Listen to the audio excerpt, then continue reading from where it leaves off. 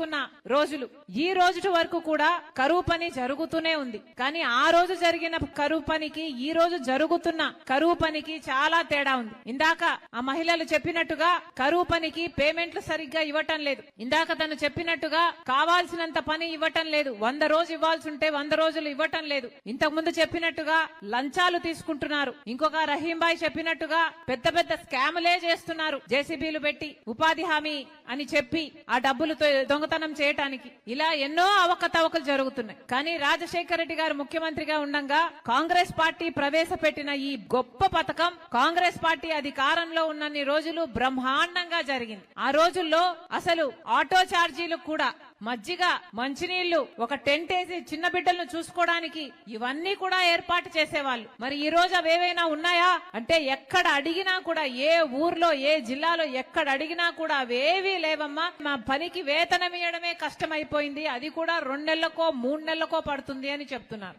ఇంత నిర్వీర్యం చేస్తున్నారే ఉపాధి హామీ పథకం. ఎందుకో తెలుసా? కారణం ఒకటే. కేంద్ర ప్రభుత్వాన్ని డబ్బులు ఇస్తుంది ఉపాధి హామీకి. కేంద్ర ప్రభుత్వానికి సంవత్సరానికి 86,000 కోట్ల రూపాయలు ఖర్చు అవుతుంది ఉపాధి హామీకి. ఎంతో కోట్ల మంది ప్రజలకు దేశంలో మొత్తము ఉపాధి హామీ డబ్బులు ఇవ్వడానికి. కానీ ఉపాధి హామీకి డబ్బులు ఇస్తే అది నేరుగా పేదవాళ్ళకు పోతుంది తప్పితే బీజేపీ నాయకులకి, బీజేపీ బినామీలకి, బీజేపీ కార్పొరేట్ కంపెనీలకు ఏది మిగలటం లేదు.